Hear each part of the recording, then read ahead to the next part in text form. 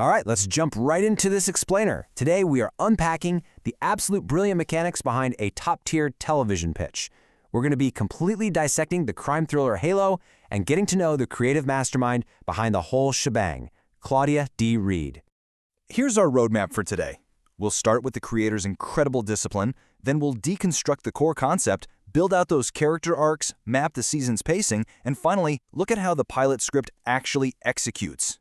Part 1. The One-Woman Showrunner. Discipline and Precision in Independent Creation. So before we even look at the story itself, we really have to look at how Claudia operates behind the scenes. She gets this incredibly high praise from the architect of the narrative slate, which highlights exactly why her pitches stand out so much. You know, in this industry, pitching isn't just about having a great idea, it's about proving you can actually execute it. And Reid, well, she proves her reliability before a single frame is ever shot. She manages her entire slate using detailed workflow spreadsheets, live docs for drafts, and these complex multi-project pipelines.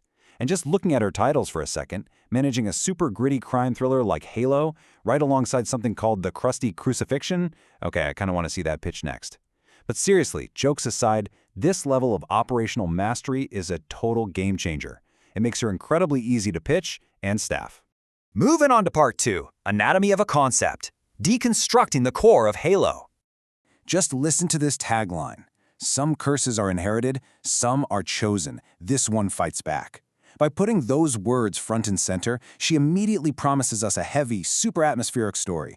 Right off the bat, you know this isn't your standard procedural. This is about inescapable generational trauma. And the logline perfectly sets the stage. We meet Halo Reid and Rex Steele, two veteran detectives and former lovers who are estranged but bound together by the tragic, highly suspicious deaths of their fathers just 2 years apart. Think about what we get in that one single sentence. We get the protagonists, their shared history, the inciting incident, and the Queen's Village setting. It hits the nail right on the head. Part 3. Building the Character Arcs. The Transformations of Halo and Rex. So how exactly do our characters navigate this massive conspiracy? Well, Claudia maps it out with extreme precision. Notice the stark emotional contrasts here. Halo goes from a wounded believer to a righteous avenger. Rex transforms from a haunted son to a redeemed protector. And it's not just the leads. Even the antagonists have these clear collateral trajectories mapped out as the buried sins of Queen's Village finally come to light. This creates just a brilliant dichotomy between our leads. You've got Halo relying heavily on her spiritual armor and faith to guide her, while Rex, he is driven by this desperate, clawing fear of becoming his corrupt father.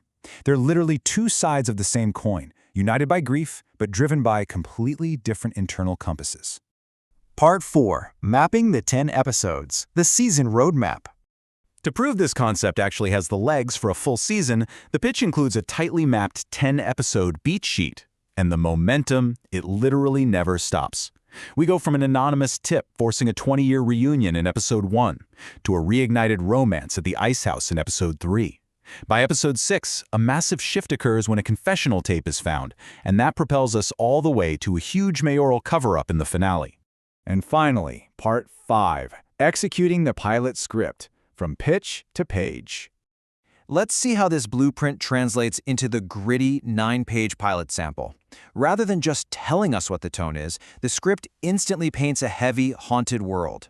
Quote, "The block looks tired, like it's been carrying secrets for decades." I mean, wow. You can practically feel the weight of history hanging over Queen's Village just from that one line. Right away, Halo's deep faith is front and center. Yahusha, show me if it's time. She prays this on her way to the precinct. And at that exact same time, she crosses paths with Rex, who is experiencing his own quiet desperation for a sign. It sets up an incredibly charged, emotional baseline before they even speak a single word to one another.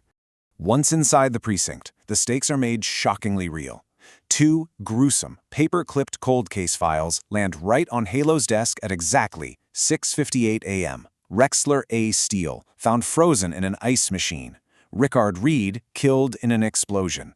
And the catalyst for all this? An anonymous request directly from City Hall to reopen them.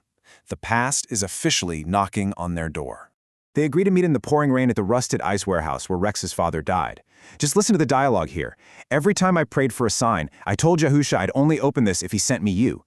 20 years of emotional distance just collapses in an instant. Their romance is powerfully rekindled right at the site of their deepest shared trauma. It's poetic and, honestly, highly dangerous.